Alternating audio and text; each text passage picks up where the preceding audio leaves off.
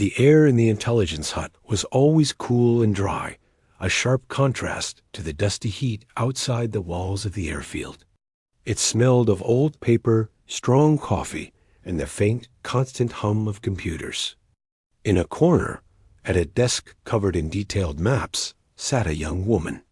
She was small, the kind of person someone might easily overlook in a room full of louder, broader personalities. Her name was Elara Vance, but most people just called her Doctor, or more often, nothing at all. She was a geologist, which seemed like a strange job for a place like this, but her work was anything but ordinary. She didn't just look for rocks. She studied the very bones of the earth, the hidden caves, the underground rivers, the weak spots in a mountain that no satellite could truly see. Special forces teams planning missions needed to know if the ground could hide them, or if it might collapse beneath them. That was her job. She would spend hours tracing lines on her maps, her focus so complete the world seemed to fade away. She spoke little, but when she did, the four most respected men on the base listened. These men were SEAL colonels.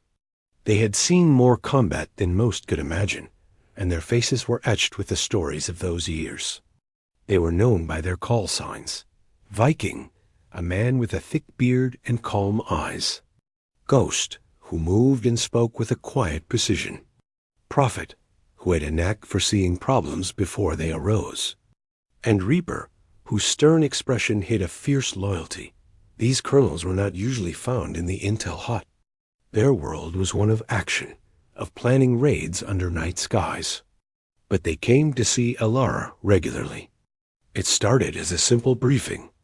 She would show them a map, point to a fissure or a porous rock layer, and explain how it could be used for entry or escape. Her information had, on more than one occasion, turned a dangerous mission into a successful one, and it kept men alive. Over time, a deep respect formed. They saw that her mind was a weapon as precise as any rifle in their arsenal. She wasn't just a contractor. She was part of their team, a guardian of their men. They, in turn, became her silent guardians. They noticed how she kept to herself, how she worked late to avoid the crowded chow hall. They made it a point to be seen talking with her, a simple act that sent a clear message to everyone else. She was under their protection. One evening, Viking stopped by her desk. "You're here late again, Doc," he said, his voice a low rumble. "The light's better for the satellite imagery at night," she replied, not looking up from a swirl of patterns on her screen that looked like abstract art to anyone else. He smiled slightly. "Just making sure you eat." He placed a wrapped protein bar on the corner of her desk. It was a small thing, but it was a signal. In a place where respect was earned the hard way, the attention of a colonel was a powerful shield. Not everyone understood this shield, however. One man in particular saw the world in a much simpler way. Derek Brandt led a team of private security contractors. He was big, loud, and carried himself with the swagger of a man who thought his past as an Army Ranger made him the toughest person in any room. He viewed the base as having two kinds of people, operators like his team, who did the real work, and everyone else, the support staff, the analysts, the desk jockeys. He often saw the small woman in the gym, always at odd hours, lifting weights that seemed too heavy for her frame, or running on the treadmill with a determined focus. He mistook her quiet dedication for weakness, her avoidance of crowds for fear. To him, she was just another person taking up space, someone who didn't belong in the hard world of the forward operating base. One Friday night, the base was quiet. Elara finished a long shift and went to the gym, finding it empty, just as she preferred. She started her routine, lost in the rhythm of her movements, the sound of her own breathing. She didn't hear the door open later, didn't notice Derek Brandt walk in. Already annoyed from a bad day and smelling of cheap beer from the contractor's lounge. He watched her for a minute, a smirk on his face. Finally, he walked over, his shadow falling across her weights. "You know," he said, his voice too loud for the quiet room, "a little thing like you shouldn't be messing with that heavy gear. You might hurt yourself." Elara paused, set the weight down carefully, and looked at him. "I'm fine, thank you," she said, her voice calm and flat. She turned to grab her water bottle. Her dismissal irked him. He stepped closer, blocking her path. "Come on, don't be like that. We're all friends here. It's a long deployment. People should be friendly." He reached out and put a heavy hand on her shoulder. Elara didn't flinch. She slowly looked from his hand up to his eyes. "Please remove your hand," she said, each word clear and cold. Brant laughed, a harsh sound. "Or what? You'll report me." His grip tightened, and he gave her a slight shove backwards. "You people in your little offices, you think you run things. You don't know what real work is." He moved to shove her again, harder this time, towards the rack of dumbbells. But Elara was faster than he expected. She didn't try to fight his strength. Instead, she used his own momentum, twisting her shoulder down and turning, so his pushing hand slid off. It wasn't a martial arts move, just simple, efficient leverage one of the colonels had once shown her for breaking a grip. She took 2 quick steps back, putting a weight bench between them. A red mark was already forming on her jaw where his first shove had connected. But her eyes held no fear. They were focused, analytical, like she was studying a problematic feature on one of her maps. She looked at him not with anger, but with a kind of cold disappointment. "You have no idea what you just did," she said, her voice still terrifyingly calm. It wasn't a scream, wasn't a threat delivered with heat. It was a simple statement of fact. Brant snorted, his bravado returning. "Yeah? I'm shaking." He waved a dismissive hand at her. "Get out of here." Elara didn't run. She picked up her towel and her water bottle, her movements deliberate and steady. She walked to the door, and before she left, she gave him one last look. It was a look that finally, for a second, cut through his bluster. It was the look of someone who was not afraid of him at all. Then she was gone, leaving him alone in the suddenly very quiet gym, with only the echo of her words and the first, faint prickling sense that he might have made a very, very big mistake. The walk back to her containerized housing unit, or CHU, was less than 5 minutes across the gravel and packed earth. But for Elara, it felt much longer. The cold night air stung the warm, tender spot on her jaw. She could feel the ghost of his grip on her shoulder. She didn't cry. She didn't shake. Instead, her mind clicked over, shifting from the shock of the moment into a different kind of focus. This was now a problem to be solved, a terrain feature that was unstable and dangerous. She thought about going to the base's security office. She could imagine how that would go. They'd take a report. They'd maybe talk to Brant. He'd laugh it off, say it was a misunderstanding, that she was overreacting. His company had a big, lucrative contract here. She was just a civilian geologist on a short-term assignment. The process would be slow. It would put a target on her back with his entire team, and in the end, nothing would happen. The system wasn't built to protect someone like her from someone like him. No, the regular channels wouldn't work. She needed a different kind of solution. She thought of the 4 men who had, in their own quiet way, become her anchor on this base. They didn't operate within the normal systems. They found paths others couldn't see. They dealt in results. Her CHU was dark and small. She didn't turn on the main light, just a small lamp by her bunk. She sat on the edge of the thin mattress and looked at her hands. They were steady. Good. She picked up her satellite phone, a secure line, and scrolled past the regular numbers. She found the one labeled simply Viking Urgent. He had given it to her months ago, telling her, "If you ever see something in the terrain that could get my boys killed, Day or night, you call. No matter the time. This wasn't about terrain, but it was about a threat. She pressed call dot. It rang twice. Viking. His voice was alert, clear. No trace of sleep. Sir, it's Alara, Vance. She paused, ordering the words in her head. I need to report a security incident. A physical assault. Sensitive. There was the briefest silence on the line, not of confusion, but of a switch being thrown. The warmth that was sometimes in his voice was gone, replaced by something flat and hard. Location, my CHU, now. Stay put. Door locked. 10 minutes. The line went dead dot. It was 8 minutes. She heard the low rumble of a diesel engine outside, then 2 soft knocks on her door. She opened it. Viking filled the doorway, dressed in a simple t-shirt and fatigues. His eyes went immediately to her face, to the darkening mark on her jaw. He didn't say anything about it. He just stepped inside, and she saw a ghost right behind him, his eyes scanning the dark outside before he closed the door. They didn't sit. There weren't really places to sit.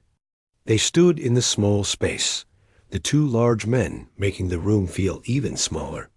Start from the beginning, Viking said, his arms crossed. Leave nothing out. She did. She told them everything, just as she would report a finding from her maps. The time, the location, his words, his actions, her response. She recited his name, Eric Brandt, and his company. She described the leverage move she'd used. She was factual, emotionless. That made it worse. When she finished, the only sound was the hum of her small refrigerator. Ghost, who had been leaning against the wall, finally spoke. His voice was so quiet she had to lean in to hear. He laid hands on you. On our analyst.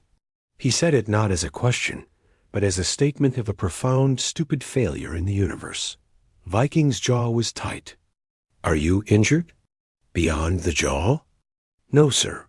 Did he make any specific threats about your work? About accessing your maps or computers? No, it was personal.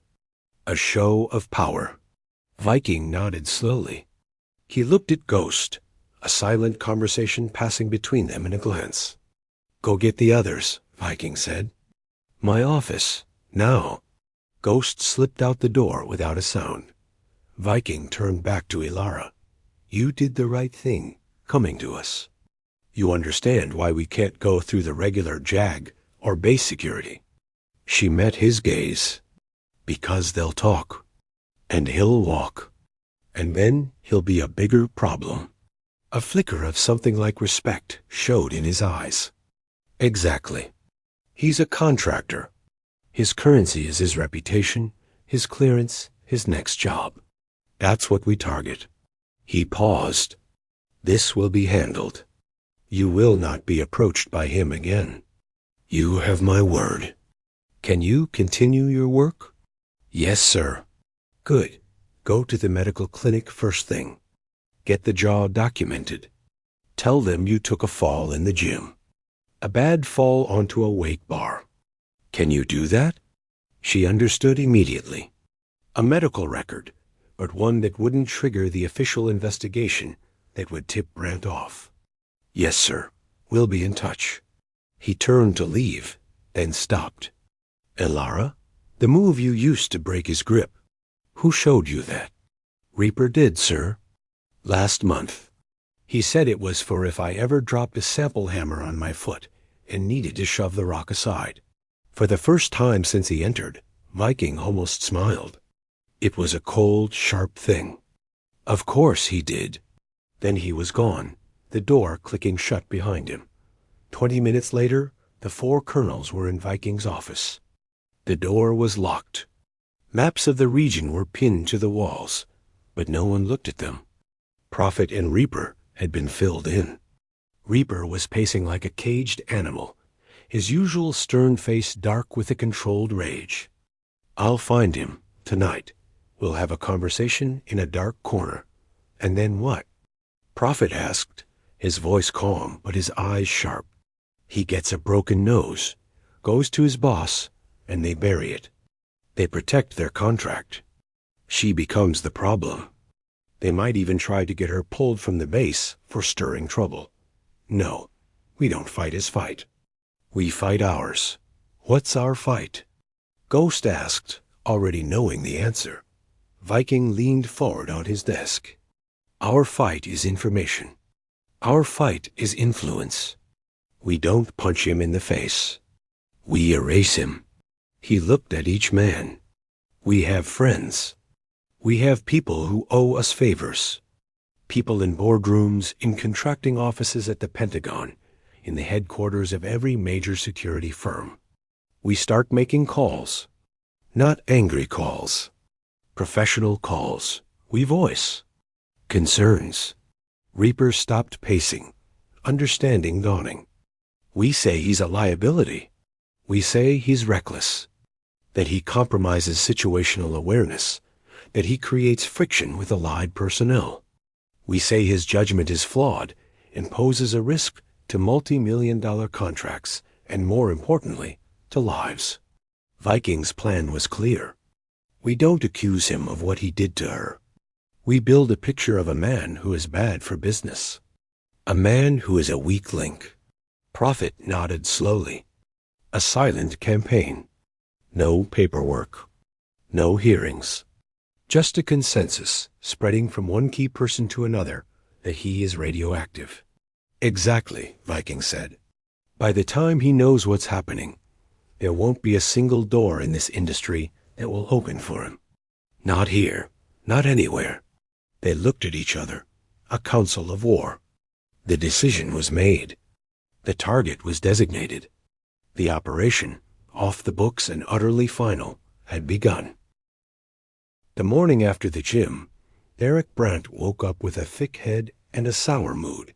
He remembered the small woman in the gym, the way she'd slipped out of his grip, that cold look she gave him.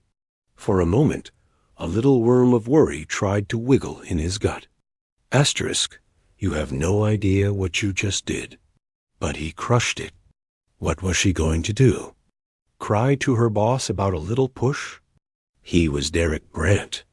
He had a spotless record, a team that respected him, and a contract that brought in millions for his company.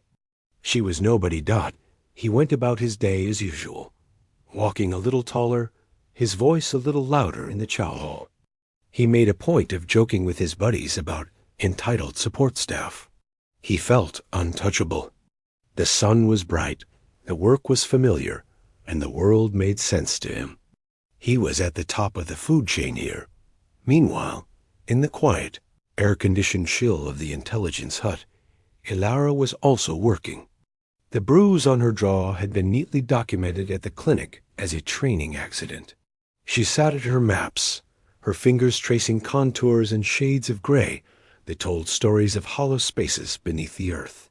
If anyone looked closely, they might have seen her pause once or twice, her eyes drifting from the screen to the door. But there was no fear in that look. It was more like anticipation. She was waiting for the ground to shift. The shift began not with a bang, but with a quiet conversation. Viking was the first to make a call. He waited until mid-morning, his time, which was late evening back in Washington, D.C. He dialed a number from memory. The man who answered was a former SEAL, a man who'd left the teams a decade ago and now sat on the board of a major global security firm. They exchanged the usual pleasantries, talking about old friends, shared memories. Then Viking's tone changed, just slightly. It became more serious, more professional. Listen, he said, I'm calling off the record. A matter of professional concern. You have a guy working a contract out here at Bagram. Name's Derek Brandt. There was a pause on the other end. Brandt. Yeah, I know the name. Former Ranger. His file looks solid. Files don't always tell the whole story, Viking said, his voice low and even. I'm seeing concerning behavior. Reckless. Creates unnecessary conflict with critical embedded personnel. He's a friction point, the kind that gums up the works and puts delicate operations at risk. Viking chose his words like he was selecting tools for a mission. He didn't say assault. He said friction. He didn't say dangerous. He said risk. I see, the voice on the phone said slowly. The man understood the language being spoken. This wasn't an official complaint. This was a warning from a trusted source inside the fence. A warning about a liability. I just wanted to give you a heads up, Viking continued, before it becomes a real problem. For everyone. The message was received. I appreciate the call. I'll look into it. Across the base, in another office, Ghost was on a secure video call with a contact in the Pentagon, a civilian who oversaw contracting for special operations.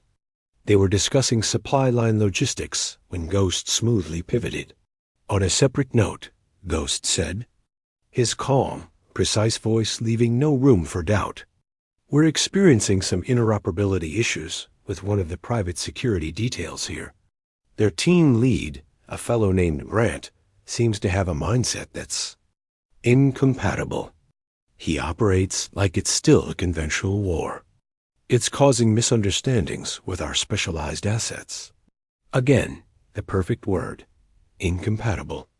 In the world of multi-billion-dollar defense contracts, being incompatible was a death sentence.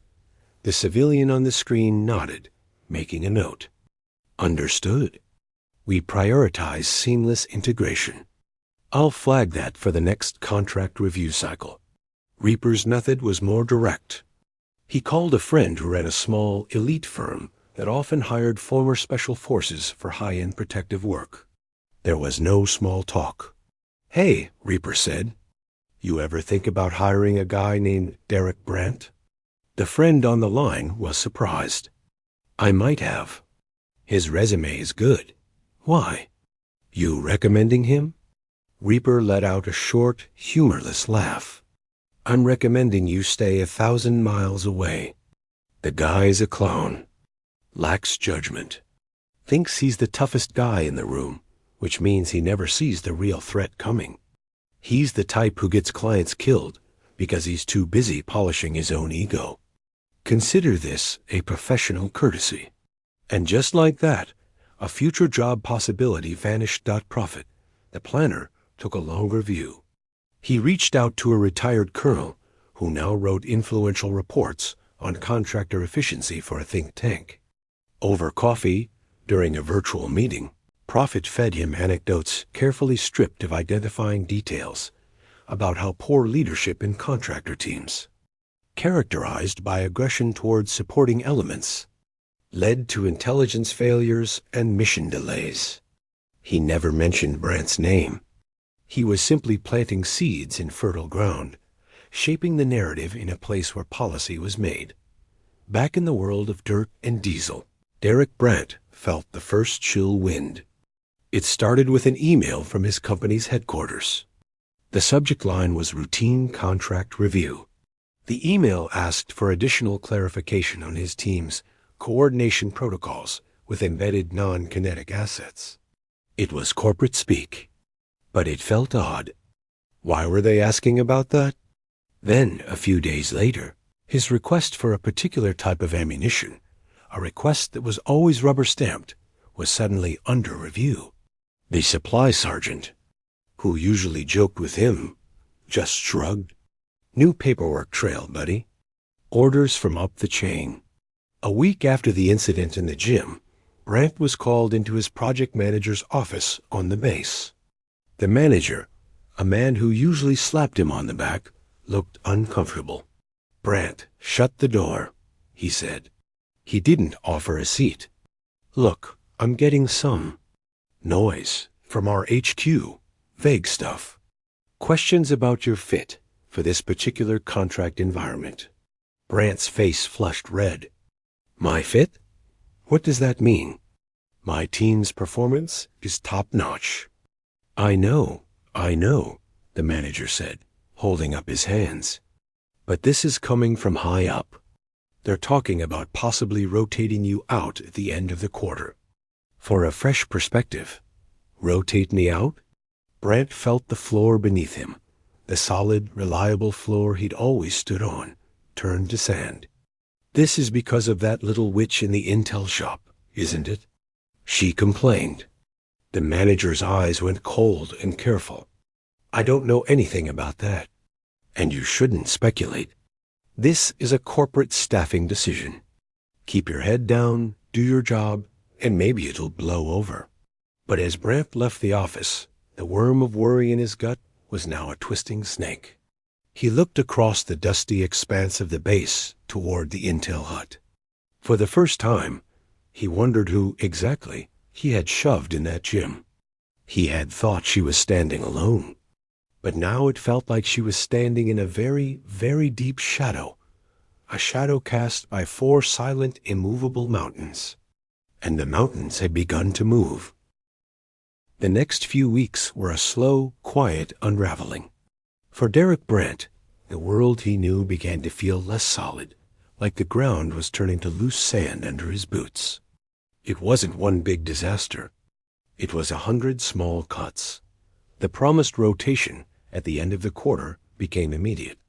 His project manager called him back in, this time not looking uncomfortable, but resolved. The orders had come from the very top of the company. Brant was to hand over his team leadership to his second-in-command immediately. He was being placed on administrative leave and would be on the next cargo flight stateside. His contract with the company was under review.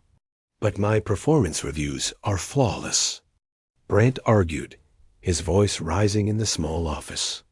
You said it yourself. The manager just shook his head, his eyes not meeting Brant's. This isn't about performance reviews. This is about fit, corporate culture. Look, take the paid leave. Go home. Sort it out with HR there. There was no fighting it. The system had spoken, and it had spoken in a language of bland corporate terms that offered nothing to grab onto. No one would say why. They just said goodbye. The flight home was a lonely, humiliating journey. The other contractors on the plane asked questions he couldn't answer. He made up a story about a family issue. He sat in the webbing seats of the cargo plane, the roar of the engines filling his head, replaying the moment in the gym over and over. That cold look in her eyes. You have no idea. The snake of worry was now a constant. Cold companion got back in the United States, in a suburb that felt too quiet and too soft. He tried to reset. He figured it was a misunderstanding. A hiccup. His record was clean. He'd just get another job. A better one. He started making calls. The first call was to a friend at a different security firm, a company that did executive protection for oil companies. They'd been trying to recruit him for months. The friend was happy to hear from him. Brant. Perfect timing, man. We've got a huge new contract in Nigeria. Need a guy with your experience running the show on the ground. Let me take your resume to the boss. Brant felt a surge of relief. This was it. A fresh start. He sent his resume, a polished document full of commendations and successful mission profiles. He waited. 2 days later, his friend called back. The warmth was gone from his voice. Hey, listen. The boss said it's not a good fit right now. What does that mean? Not a good fit. Brant demanded. You said it was perfect. I know. He got a weird vibe. Said he'd heard some murmurs. What murmurs? I don't know, man. Just murmurs. Like about you being hard to work with in a joint environment. It's probably nothing. Try calling Jackson over at Sentinel Group. So Brant called Jackson at Sentinel Group. The conversation was shorter. Jackson, a no-nonsense former Marine, got straight to the point after a few minutes of awkward chat. Brant, I gotta be straight with you. Your name's come up a couple times recently. Not officially. just in conversation. People are saying you might be a bit of a loose cannon, that you create problems with clients and other agencies. Where's that coming from? Brant felt a hot flush of anger. It's a lie. Someone is smearing me. That little? He stopped himself. Jackson's voice was quiet. See, that right there? The anger. That's what they're talking about. I can't bring that to a client. I'm sorry. Rather, I just can't. Click. One by one, every door slammed shut. Not with a loud crash, but with a soft, firm click. A former commander, who now worked at the Pentagon, stopped returning his emails. An application for a lucrative job protecting a shipping fleet was rejected without explanation. He even tried for a job as a firearms instructor at a high-end private range. The owner, an old Special Forces guy, interviewed him, then later called to say the position had been filled internally. He was being blacklisted. Not on any official piece of paper, not on any database he could see or fight. It was a ghost blacklist carried in the memories and whispered conversations of the men who mattered.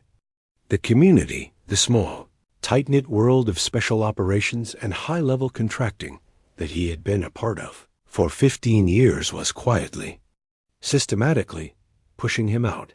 Finally, desperate and angry, he called the only person he thought might give him a straight answer.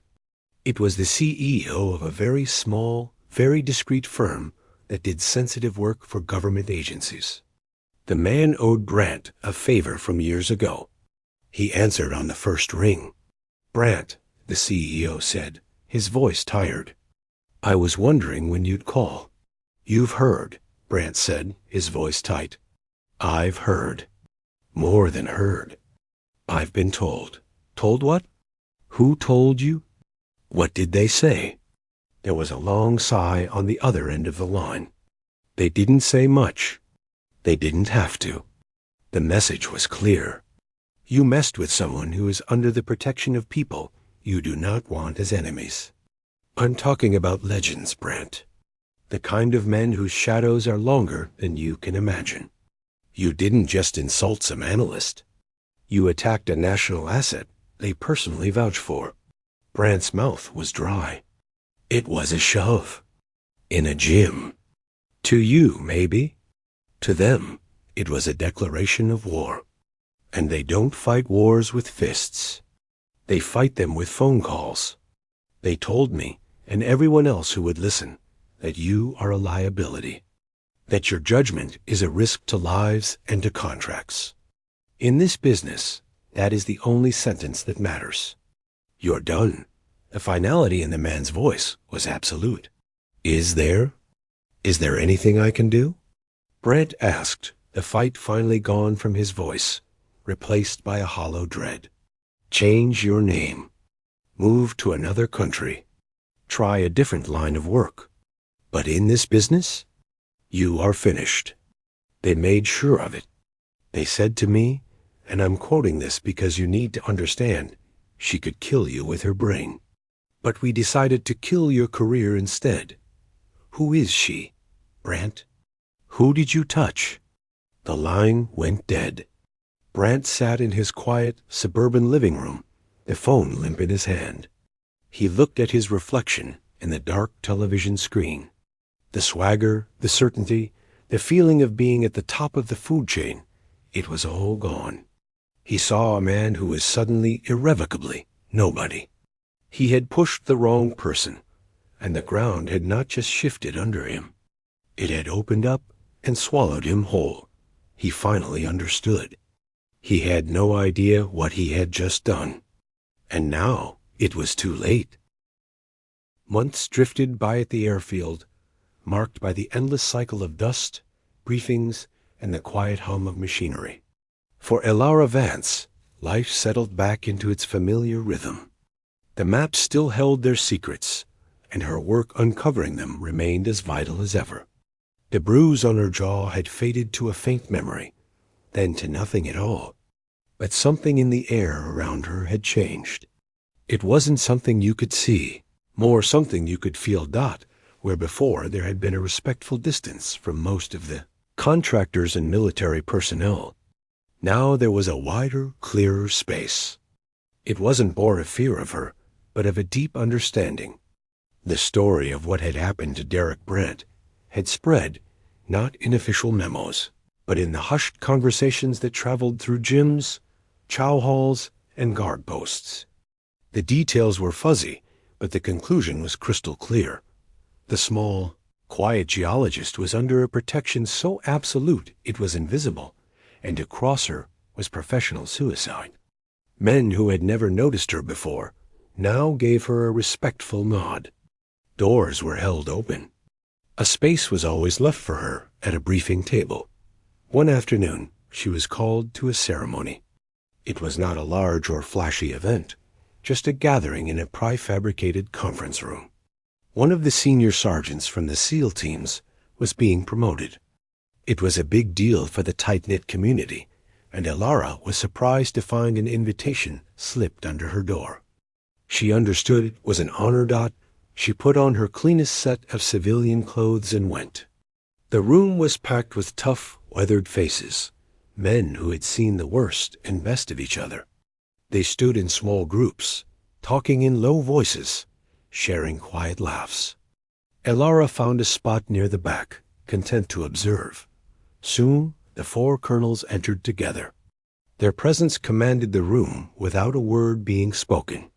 The ceremony was short and meaningful. Promotions in their world were not about power, but about trust and responsibility. After the sergeant received his new insignia, there were handshakes and muted congratulations. As the formal part ended and people began to mill about, Viking caught sight of Elara at the back. He said something to the others, and the four men made their way through the crowd toward her.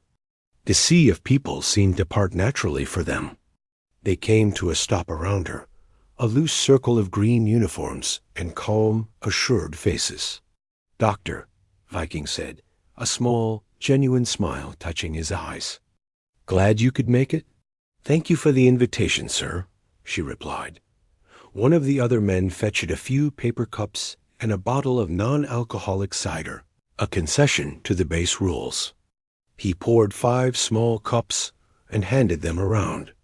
It was a simple gesture, but in that room, it was a symbol of inclusion. They stood together, a small island in the crowd. Ghost took a small sip, his sharp eyes scanning the room before settling back on their group. "How's the work on the southern ridge? Any new insights?" Elara began to explain a recent discovery about limestone deposits, her voice growing more animated as she spoke about the stability of potential tunnel systems. They listened intently, asking sharp, insightful questions. To anyone watching, it was a simple shop talk between professionals. But the message was being broadcast to every person in the room. She was one of them, a valued member of the tribe. After a few minutes, the conversation lulled. Reaper, who had been standing with his usual stern expression, finally spoke, his voice a low rumble.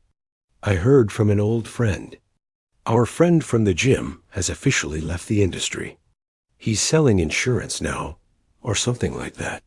There was a slow, collective nod. No one smiled. It wasn't a victory to be celebrated. It was a problem that had been solved.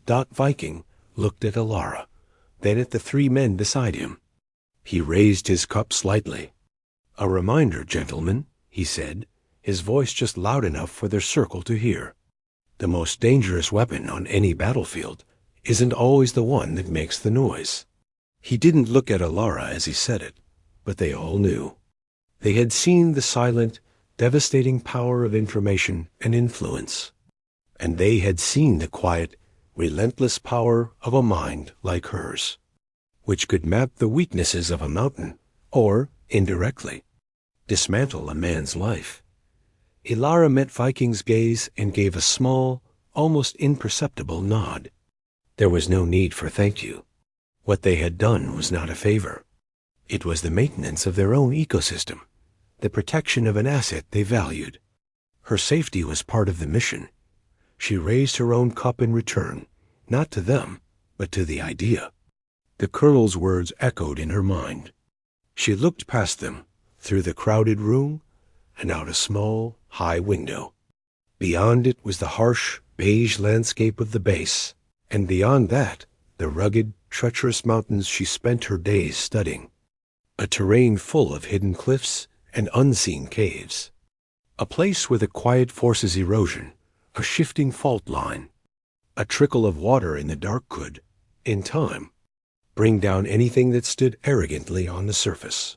A small, knowing smile touched her lips, there and gone in an instant. She understood the terrain better than anyone. She finished her cider and placed the cup down. "The northern sector maps are updated," she said, her voice back to its usual professional calm. "There are some new cave systems I've flagged. You'll want to see them before the next rotation plans their exercises." Prophet nodded. "We'll come by after dinner." "Good work, Doc." The circle broke naturally, the colonels moving off to speak with others, their duty of presence complete. Elara stayed for a few more minutes, then slipped out the way she came. The sun was beginning to set, casting long, deep shadows across the gravel. She walked back toward her hut, not as a victim, not as a target, but as a fixed, unshakable point in the landscape. The mountains in the distance stood silent and strong, and for the first time in a long time, she felt a strange kinship with them. They didn't need to roar to command respect. Their very presence was enough.